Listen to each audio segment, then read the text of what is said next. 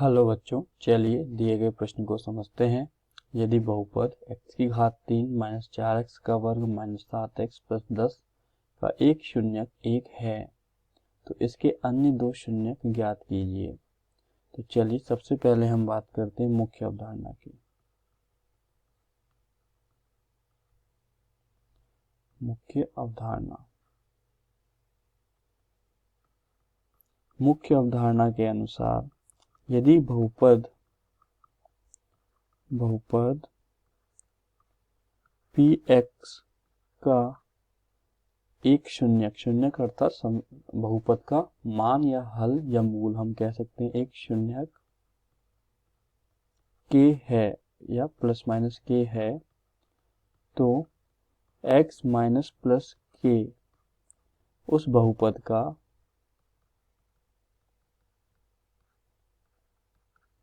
एक गुणनखंड होगा। और एक गुणनखंड होगा तो हम उस गुणनखंड का भाग देने पर हमें बहुपद में शेषफल शून्य प्राप्त होगा एवं जो भागफल होगा उससे हम अन्य गुणनखंड ज्ञात कर सकते हैं अर्थात अन्य दो शून्य ज्ञात कर सकते हैं। तो चलिए हम देखिए, हम लिखते हैं px का मान हमें दिया गया है x की घात 3 माइनस 4x का वर्ग माइनस 7x प्लस 10। चूंकि एक शून्यक दिया गया है, एक प्लस का एक है, इसलिए x माइनस 1 px का एक गुणनखंड होगा।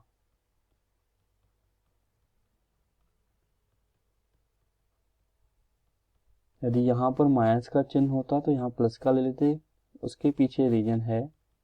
यदि मैं x प्लस k लेता हूँ तो उसको जीरो बना करके x बराबर माइनस k मुझे प्राप्त होता है।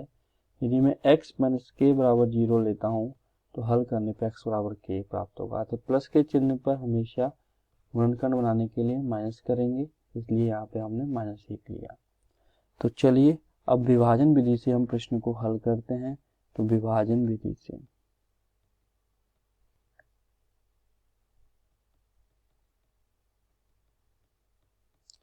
हमें जो भागफल प्राप्त होगा उससे हम गुणनखंडित करके अन्य दो शून्यक प्राप्त करेंगे। तो हम सबसे पहले विभाजन विधि से प्रश्न को हल करते हैं। x की घात 3 माइनस 4x का वर्ग माइनस 7x प्लस 10 में हम भाग देंगे जो हमें गुणनखंड दिया गया है अर्थात x माइनस 1 का हम भाग देंगे। x माइनस 1 का हम भाग देते हैं, x को x की घात 3 बनाएंगे तो x स्क्वायर से गुणा करेंगे, x की घात 3 माइनस 1 को x स्क्वायर से गुणा करेंगे तो माइनस का x स्क्वायर। आगे हल करते हैं, हल करने पर घटाने पर चिन्ह परिवर्तन हो जाएंगे, प्लस का चिन्ह माइनस का हो जाएगा, माइनस का चिन्ह प्लस का हो जाएगा, ये आपस में कट जाएंगे, प्लस का एक्स क्यूब माइनस का एक्स क्यूब। माइनस का 4x स्क्वायर में से प्लस का x स्क्वायर हम घटाएंगे तो माइनस का 3x स्क्वायर बचेगा, माइनस का 7x यहाँ से हमने लिया। x को माइनस का 3x स्क्वायर बनाना है अर्थात माइनस 3x से हमें गुणा करना पड़ेगा, तो ये बन जाएगा माइनस का 3x स्क्वायर। माइनस 1 को माइनस 3x से गुणा करेंगे तो प्लस का 3x आएगा। हल करेंगे, हल करके घटाएंगे तो घटाने से चिन्ह परिवर्तन हो जाएगा, माइनस का चिन्ह हो जाएगा प्लस का चिन्ह हो जाएगा माइनस का। माइनस का 3x स्क्वायर प्लस का 3x स्क्वायर कट जाएगा, माइनस का 7x माइनस का 3x हो जाएगा, माइनस का 10x प्लस का 10 आगे ऊपर से लेंगे। आगे हल करते हैं, x को माइनस का 10x बनाने के लिए हम माइनस का 10 से गुणा करेंगे x को, तो ये आ जाएगा माइनस का 10x। माइनस 1 को माइनस के 10x से गुणा, माइनस के 10 से गुणा करेंगे तो आएगा प्लस का 10।